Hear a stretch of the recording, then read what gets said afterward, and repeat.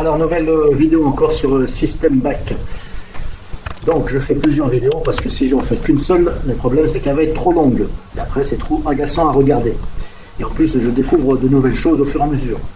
Comme je vous ai dit, je ne suis pas assez avancé à Linux et je ne connais pas ce logiciel. Donc voilà, je découvre des choses au fur et à mesure.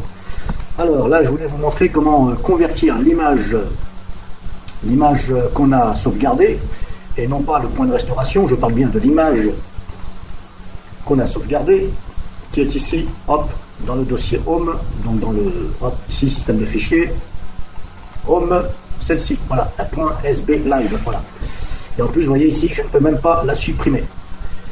Si je la sélectionne, vous voyez, je ne peux pas la mettre à la corbeille. Donc déjà là, j'ai remarqué que si vous avez envie de l'enlever, pour l'instant, je n'ai pas trouvé comment on faisait. Bref, donc, hop, je parle de ça. Donc, sachant que je n'ai pas de point de restauration, puisque je les ai supprimés, par rapport à la vidéo que je vous ai montrée, je vous ai bien fait voir que j'ai supprimé ce point de restauration. Donc là, ça m'a créé ce que je viens de vous faire voir. Et donc maintenant, pour convertir cette image en ISO, vous cliquez ici sur création du live system. Donc on voit bien l'image ici, elle est ici. On clique dessus et on fait convertir ici en ISO, normalement. Là, ici, nom du système, on peut laisser comme ça, ou alors peut-être qu'on peut mettre ce qu'on veut. Nom du système live, par exemple, je ne sais pas, on va mettre, je vais faire un essai. Alors, je vais mettre SVG. Qu'est-ce que je vais mettre d'autre? Nom du système live. Alors, pourquoi il me met, je ne peux pas mettre plus. Alors, j'essaye de faire un espace, mais là, il ne marche pas. Voyez, écrire la cible. Bon, là, je ne sais pas. Ça ne veut pas écrire ce que j'écris. SVG, ok, mais... Alors, je vais faire autrement. SVG, j'avais dit. Non, putain, tu me fais chier. Il ne veut pas me laisser marquer ce que je veux marquer. SVG Ubuntu 18.04 Math. Voilà. J'ai donné un nom. Donc j'ai mis le nom de mon système d'exploitation, ici, que je suis là. Ubuntu 18.04 Math. On va voir si ça fonctionne. Alors, malheureusement, vous avez vu, je ne peux pas mettre d'espace. Vous ne le voyez pas, mais moi j'appuie sur la touche espace, mais ça ne veut pas. Donc il va falloir tout mettre comme ça, copier. Majuscule, minuscule, avec chiffre, lettre, ça fonctionne, mais les espaces, ça ne veut pas prendre. Bref, et donc là, vous la sélectionnez, vous mettez le nom. Ici, vous définissez l'emplacement, parce que là aussi, vous pouvez définir un autre emplacement, mais comme je vous ai dit dans la première démonstration d'utilisation de ce logiciel, apparemment il faut une partition en ext 4 parce que j'ai une partition ici dans ce PC qui est NTSF, et apparemment il ne veut pas me la repérer. Alors j'ai mis une clé USB en FAT32 et c'est pareil. Si là je mets ma clé USB, hop, là je l'ai mise, voilà, et là c'est une clé USB, donc normalement c'est du FAT32. Ici on va sur Média, Ubuntu. Vous voyez, normalement c'est celle-ci, mais elle est en rouge parce qu'elle est en FAT32, donc il ne veut pas. La seule chose qu'il veut, c'est ici, Home. On va annuler. Donc là, il est bien sur Home. Donc je vais retirer la clé USB. Regarde. Donc comme je vous dis, soit vous mettez une clé USB d'une certaine capacité, je ne connais pas. Là, elle fait 2,3 gigabits, mais avec l'extension SB Live. Maintenant, si je la convertis en image ISO, peut-être qu'elle va faire plus, ou peut-être qu'elle va faire moins.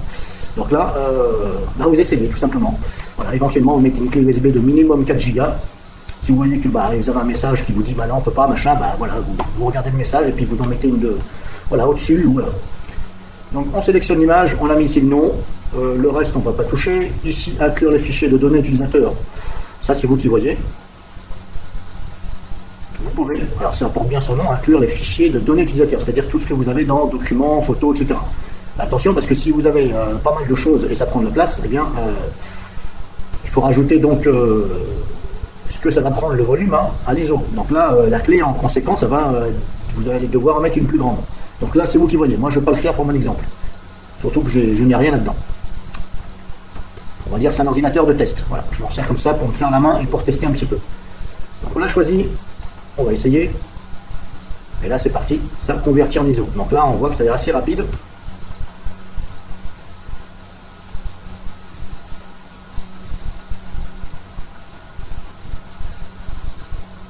Et comme je vous ai fait montrer, pour l'instant, je n'ai pas trouvé comment supprimer cette sauvegarde qu'on a vue là. SB machin live, là, .sb live.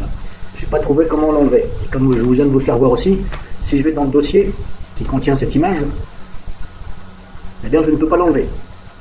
Après, si vous voulez l'enlever, eh bien, il faut sortir le disque dur. Il faut utiliser un logiciel qui vous fait voir les partitions ext4, etc. Et puis là, il faut ouvrir les partitions éventuellement. Et puis dégager le dossier éventuellement.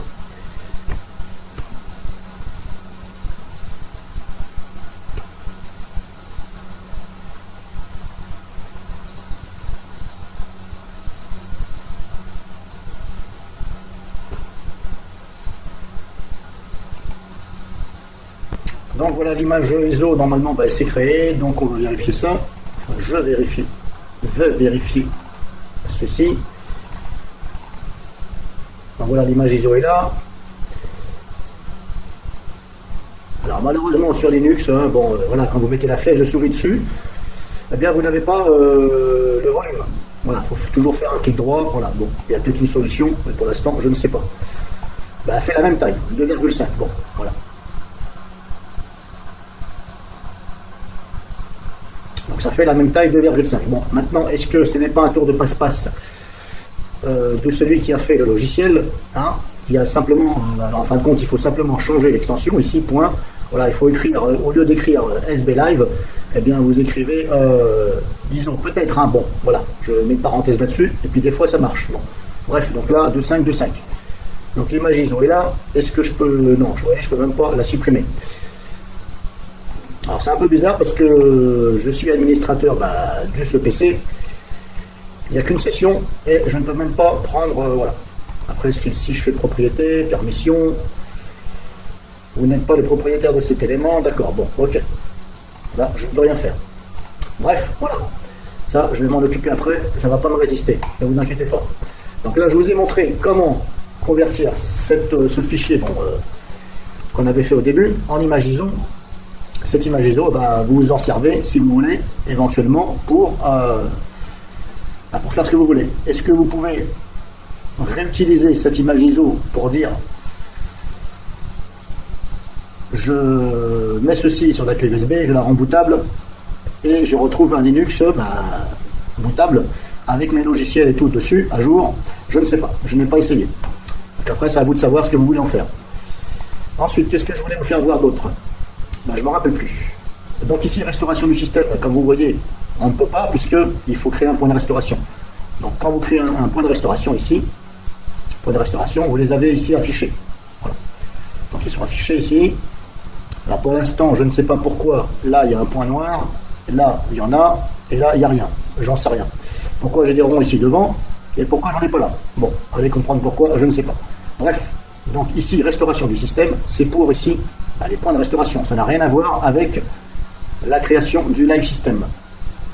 Voilà. Et puis ici, je voulais aussi vous dire que j'ai fait justement la mise à niveau du système. Donc j'avais hésité et je l'ai fait. J'ai pris des risques. Je l'ai fait. Ça m'a supprimé 2 paquets, je ne sais plus quoi. Ah là, ça ne sera pas marqué puisque je l'ai fait. Donc j'ai pris le risque, je l'ai fait. Bon, et pour l'instant, j'ai encore mon Linux qui est debout, là. Alors pour l'instant, j'ai pas encore redémarré. Peut-être que quand je vais redémarrer, peut-être que ce sera un plantage ou peut-être qu'il n'y aura pas de plantage. En tout cas, je l'ai fait.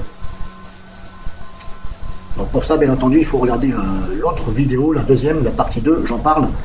Donc j'avais pas voulu le faire, mais là je l'ai fait hors vidéo, vous l'avez pas vu. Voilà, et ça, ça a fait ce que ça a fait. Mais je ne sais toujours pas à quoi, voilà, à quoi ça sert concrètement et pourquoi ça vient faire dans ce logiciel. Là, je n'ai pas compris. Bref, c'est pas grave. Donc là, je vais m'arrêter pour cette vidéo. Je vous ai fait voir comment mettre cette image ISO. Après, bien entendu, vous pouvez copier cette image ISO. Bien entendu, vous pouvez la copier. Donc là, je vais fermer. Hein, vous allez donc dans l'endroit adéquat. Mais encore une fois, comme je vous ai dit, mettez ça sur un autre disque dur ou une autre partition que là où est votre Linux. Donc, hop, moi, je vous fais voir là où elle est. Ici, bah, vous faites copier. Hein, voilà, copier. Et moi, je vais la mettre dans ma partition de stockage. Voilà, ici, là, c'est une partition NTFS. Alors, j'ai déjà copié celui-ci. Et je vais copier l'image ISO. Voilà, comme ça, au moins, si mon Linux il plante, ben, c'est pas grave, je vais réinstaller Linux sur la partition de Linux, mais au moins, je ne vais pas bousiller ma partition de stockage. Et je pourrai retrouver donc cette sauvegarde, en espérant que ça fonctionne. Parce que d'ici qu'ils me disent le chemin n'est pas valide, eh bien là, voilà. Après là, il va falloir que je fasse encore du copier-coller. Mais le problème, c'est que est-ce que ça va fonctionner? Donc voilà, en espérant que vous avez compris ce que je vous dis.